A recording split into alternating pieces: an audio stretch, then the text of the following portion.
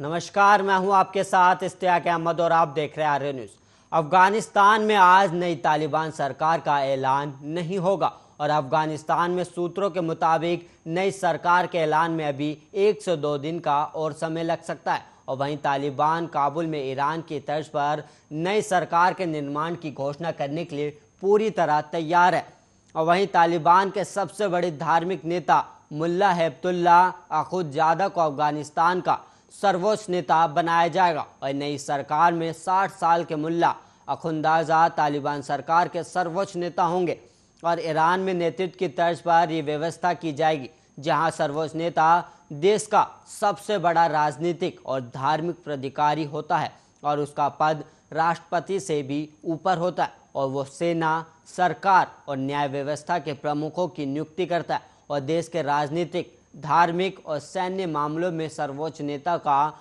निर्णय अंतिम होता है।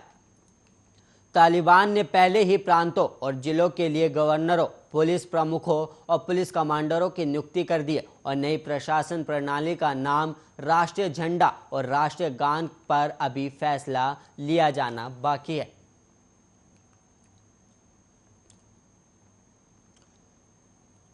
टोक्यो पैरालंपिक में देश के लिए पहला गोल्ड मेडल जीतने वाली अवनी लेखरा ने 50 मीटर एयर राइफल महिला प्रतिस्पर्धा में ब्रॉन्ज मेडल जीत इतिहास रच दिया और अवनी एक ओलंपिक में 2 मेडल जीतने वाली देश की पहली खिलाड़ी बन गई। और वहीं अवनी की जीत के बाद उनके परिवार और जयपुर में खुशी का माहौल है और अवनी के दादा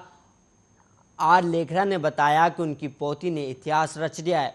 जिसे कभी नहीं भुलाया जा सकता। और इससे पहले जयपुर की रहने वाली अवनी लेखरा ने टोक्यो पैरालंपिक में 10 मीटर एयर राइफल में भारत को पहला गोल्ड मेडल दिया और फाइनल में 249.6 पॉइंट हासिल कर उन्होंने यूक्रेन की इरिना सैटनिक के रिकॉर्ड की बराबरी की और शूटिंग में गोल्ड जीतने के साथ ही अवनी देश की पहली महिला खिलाड़ी बन गई और जिसने ओलंपिक या पैरालंपिक में गोल्ड मेडल जीता हो। हालांकि इसके बाद 1 सितंबर को अवनी 10 मीटर मिश्रित एयर राइफल प्रतिस्पर्धा में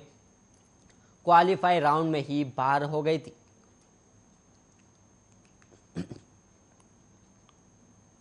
सुप्रीम कोर्ट ने पश्चिम बंगाल सरकार की याचिका खारिज कर दी जिसमें राज्य सरकार ने बिना यूपीएससी के दखल के पुलिस महानिदेशक की नियुक्ति की अनुमति मांगी थी। सुप्रीम कोर्ट ने कहा कि हमारे पिछले आदेश में बदलाव की कोई ज़रूरत नहीं है। कोर्ट ने बार बार एक ही तरह की याचिका दाखिल करने के लिए पश्चिम बंगाल सरकार पर नाराजगी जताई है और कोर्ट ने कहा कि इस तरह के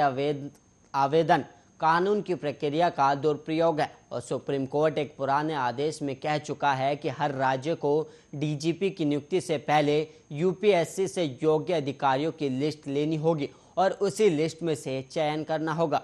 पश्चिम बंगाल सरकार का कहना था कि ये व्यवस्था गलत है, राज्य सरकार को चयन करने का पूरा अधिकार मिलना चाहिए।